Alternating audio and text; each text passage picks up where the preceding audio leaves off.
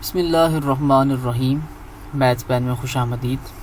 आज के टॉपिक में हम लीनियर इक्वेशंस का जो सिस्टम है उसके बारे में बात करेंगे कि सिस्टम कितनी टाइप का हो सकता है, और फिर उसके सोल्यूशन को डिस्कस करेंगे कि उसका सोल्यूशन कब एग्जिस्ट करेगा। एग्जिस्ट करता तो वो यूनिक होगा, इन्फिनिट सोल्यूशन होंगे, या उसका कोई सोल्यूशन नहीं होगा। और सोल्यूशन की जब हम बात करते हैं तो हम डीजेनरेट सोल्यूशन उसको भी डिस्कस करेंगे। तो हमारे पास एक थ्योरम है सपोज द फील्ड के इज़ इनफाइनाइट। जब भी हम सिस्टम ऑफ लीनियर इक्वेशंस की बात करते हैं तो लीनियर इक्वेशन में जो जितने भी वेरिएबल्स होते हैं उनके अननोन वो किसी ना किसी फील्ड में से होते हैं। या जब हम मैट्रिसेस की बात करते हैं तो मैट्रिसेस की जो एंट्रीज़ हैं वो भी फील्ड की एंट्रीज आती हैं। तो के हमारे पास एक फील्ड है जो कि इनफाइनाइट है, और फील्ड हमारे पास क्यू भी हो सकती है, set of rational numbers, or set of real numbers, वो भी फील्ड है, इनफाइनाइट फील्ड है। सेट ऑफ कॉम्प्लेक्स नंबर्स, वो भी हमारे पास फील्ड है जो कि इनफाइनाइट है। तो के हमारे पास एक फील्ड है जो कि इनफाइनाइट है। Then any system L of linear equations, तो लीनियर इक्वेशन का कोई सिस्टम जिसको हमने एल का नाम दे दिया हैज़, तो उसका जो सोल्यूशन हो सकते हैं वो यूनिक सोल्यूशन हो सकता है, नो सोल्यूशन हो सकता है, या इन्फिनिट नंबर ऑफ सोल्यूशंस हो सकते हैं। तो ये तीन ही पॉसिबिलिटीज़ हो सकती हैं, क्या या तो उसका यूनिक सोल्यूशन एग्जिस्ट करे, या उसका कोई भी सोल्यूशन एग्जिस्ट ना करे, या उसके एक से ज़्यादा इन्फिनिट मैनी सोल्यूशंस एग्जिस्ट करें। तो this situation is pictured in figure 3.1। The three cases have a geometrical description when the system L consists of two equations in two unknowns। तो ये हमारे पास जो सिस्टम है वो इस तरह से आ सकता है कि सिस्टम ऑफ लीनियर इक्वेशंस वो हमें गिवन है। अब लीनियर इक्वेशंस का जो सिस्टम है वो दो तरह का हो सकता है, या तो वो कंसिस्टेंट हो या वो इनकंसिस्टेंट होगा। जब भी वो कंसिस्टेंट होगा तो उसका सोल्यूशन लाजमी तौर पे एग्जिस्ट करेगा। जब भी सोल्यूशन एग्जिस्ट करेगा, चाहे वो यूनिक सोल्यूशन हो या इन्फिनिट नंबर ऑफ सोल्यूशंस हो, उस सिस्टम को हम बोलते हैं कंसिस्टेंट सोल्यूशन। और जब भी किसी सिस्टम का सोल्यूशन एग्जिस्ट नहीं करता, उस सिस्टम को हम बोलते हैं कि ये इनकंसिस्टेंट सिस्टम है, यानी सिस्टम है जो कि इनकंसिस्टेंट है। अब जब भी कंसिस्टेंट होगा तब दो केसेस होंगे, या तो वो उसके अंदर यूनिक सोल्यूशन होगा या इन्फिनिट मैनी सोल्यूशंस होंगे। यूनिक सोल्यूशन कब होगा? जब दो लाइनें वो एक ही पॉइंट पे कट करें तब उनका यूनिक सोल्यूशन निकलेगा। तीन लाइनें सेम पॉइंट पे कट करें उनका यूनिक सोल्यूशन निकलेगा। चार लाइनें एक ही पॉइंट पे कट करें तो ऐसे सिस्टम का जो सोल्यूशन होता है उसको हम बोलते हैं कि वो एक यूनिक सोल्यूशन है।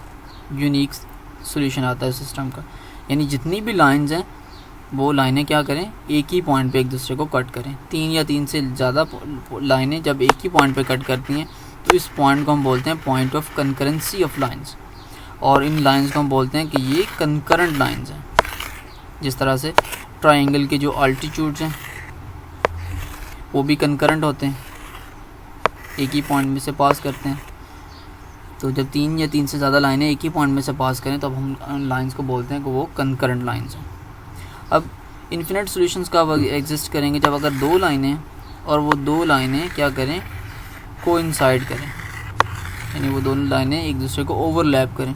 तो ऐसी केस में उस सिस्टम के अंदर जितने भी पॉइंट्स होंगे उन लाइन के ऊपर जो लाई करेंगे वो उनकी दोनों लाइंस की इक्वेशन को सेटिस्फाई करेंगे। तो इस केस में जो सोल्यूशन के जो सोल्यूशंस होंगे, सिस्टम के जो सोल्यूशंस होंगे वो इनफाइनाइट मैनी सोल्यूशंस होंगे। तो कंसिस्टेंट के केस में या यूनिक सोल्यूशन होगा या उसके इनफिनिट मैनी सोल्यूशंस होंगे। इनकंसिस्टेंट के केस में अगर दो या दो से ज़्यादा लाइनें हैं तो अगर जब वो लाइनें एक दूसरे को कट नहीं करेंगी उस केस में सोल्यूशन एग्जिस्ट नहीं करेगा। अगर तीन लाइनें उनमें से दो लाइनें कट करें इस तरह से, यानी तीनों लाइनें किसी एक पॉइंट पे कंकरेंट नहीं होंगी तब कोई सोल्यूशन एग्जिस्ट नहीं करेगा। तो हम ऐसे सिस्टम को कहते हैं कि ये इनकंसिस्टेंट है, कि जिसमें जो कोई भी पॉइंट है वो किसी भी इक्वेशन को, यानी जितनी भी इक्वेशन इन्वॉल्व है उनमें से हर एक इक्वेशन को सेटिस्फाई नहीं करता। अब बात करते हैं हम डीजेनरेट सॉल्यूशन की। Degenerate linear equations.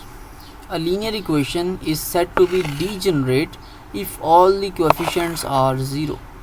कि किसी लीनियर इक्वेशन के जितने भी वेरिएबल्स हैं उनके साथ सारे के सारे कोएफिशिएंट्स हैं वो ज़ीरो हो जाएं, तो ऐसी इक्वेशन को हम बोलते हैं डीजेनरेट लीनियर इक्वेशन।